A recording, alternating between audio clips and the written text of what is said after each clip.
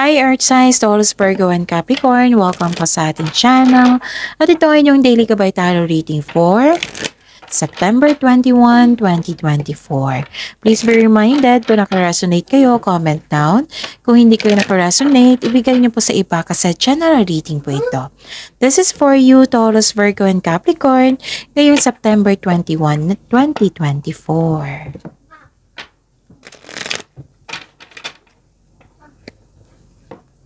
Maraming salamat po sa inyong patuloy na suporta at maraming salamat din po sa mga hindi nag-skip ng ads.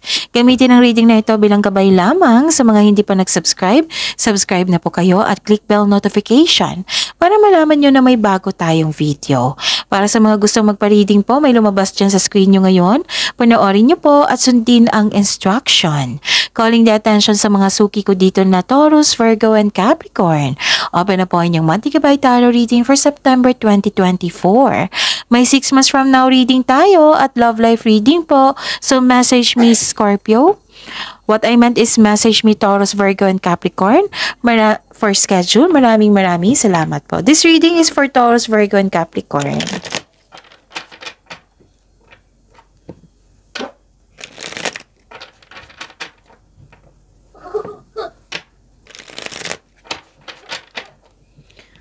This is for you, Taurus, Virgo, and Capricorn, ngayong September 21, 2024.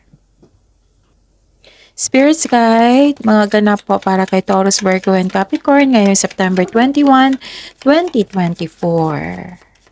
I need 3 cards po. Okay.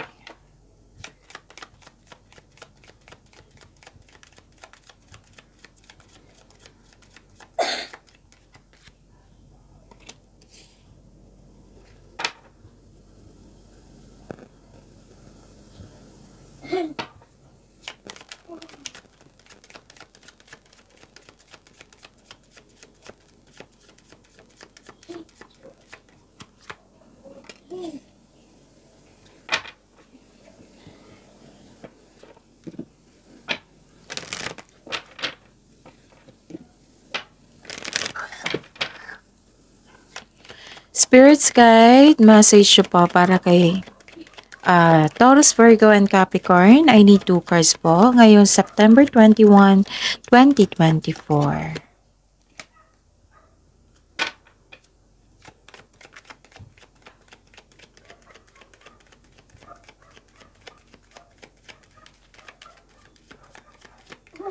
Oops.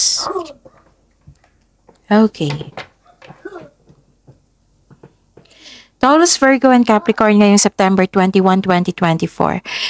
Gumawa kayo ng desisyon dito. Pwedeng regarding ito sa passion. Pero sabi po ng card dito, wag po daw kayong gumawa ng desisyon pag galit kayo. Kasi nakita ko dito, nagalit kayo, may argument kasi nasaktan kayo. So kung pwede, uwasan mo po itong argument na ito. Okay? Para hindi masira yung mood mo, yung energy mo. So again, gumawa kayo ng desisyon dito regarding sa inyong passion. May kausap ka na pwedeng kapatid mo ito or tinuring mong kapatid. Nag-uusap kayo and you are very excited sa mga balita, mga chika-chika dyan. So, pwede din na, okay, may sabi po ang card nyo po dito na kailangan nyo pong maging careful or wag maniwala agad sa chismis. Alamin nyo muna kung totoo ba yan or hindi. Pwedeng tungkol ito sa babae. Okay? Pwedeng may babae dito na pasaway sa inyo or nagbibigay ng happiness sa iyo or ito yung concern mo sa kanya. So the time is now. I think this is your decision. Answering the call, the time is now. And support is all around you sa iyong desisyon. Maraming nag-support sa inyo. Taurus, Virgo, and Capricorn. Spirits Guide, ano po yung energy ni Taurus, Virgo, and Capricorn ngayong September 21, 2024. And the clarification of this card po.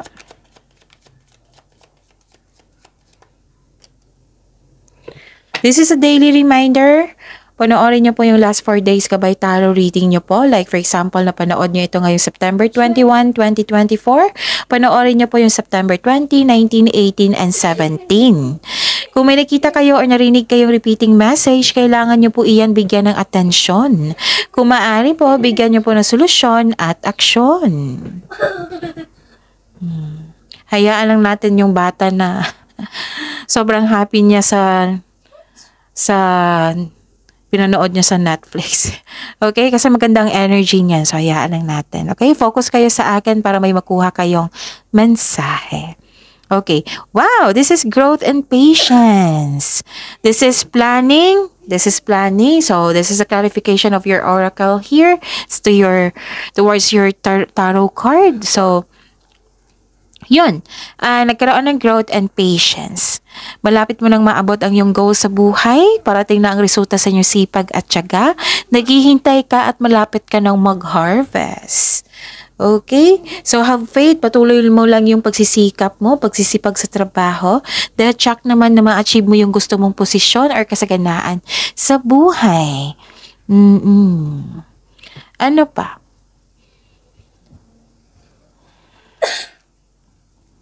Nakikita ko rin dito na nagkaroon ng victory. Nakilala ka sa inyong galing at talino. Nagkaroon ng recognition.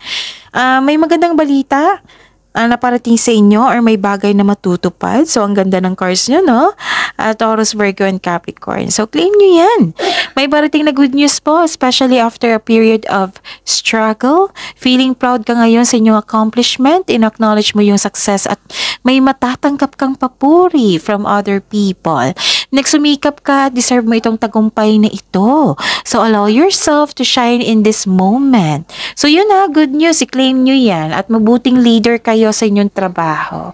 Pwedeng promotion din to at financial growth after a period of struggle. So, your discipline and hard work are paying off. So, enjoy this time. Ang ganda. Spirit's Guide, Career and Money po ni Taurus, Virgo, and Capricorn ngayong September 21, 2024. And the clarification of this card po.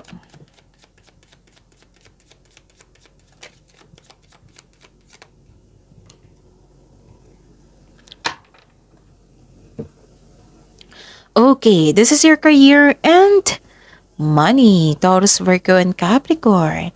Nakita ko dito na nagkaroon ng clarity, marami kayong ideas, kaya nga nagpasya kayo dito regarding sa inyong passion. Nagkaroon ng bagong insights and clarity kung paano pa i-improve ang iyong kaperahan o proyekto. Sign din ito sa mga gusto magsimula ng business or mag-level up sa inyong trabaho.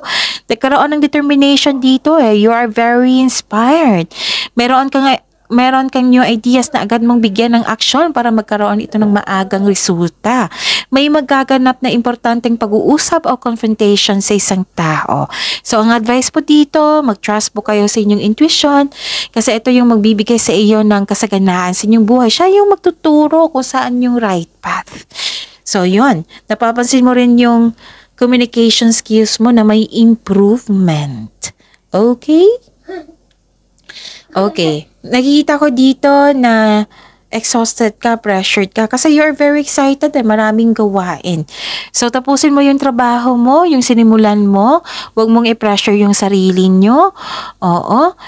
Subukan mo lang kunin yung anong dapat. Oo. Subukan kunin mo lang kung ano ang maaari mong kunin yun.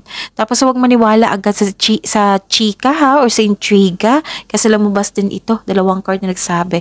Mag-ingat din kayo sa taong maloloko na hindi totoo sa inyo. Pero malalaman mo to kung sino to kasi may nagalit ka dito sa isang tao na nagkaroon ng sagutan.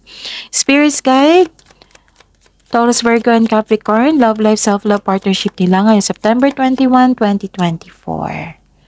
And the clarification of this card po.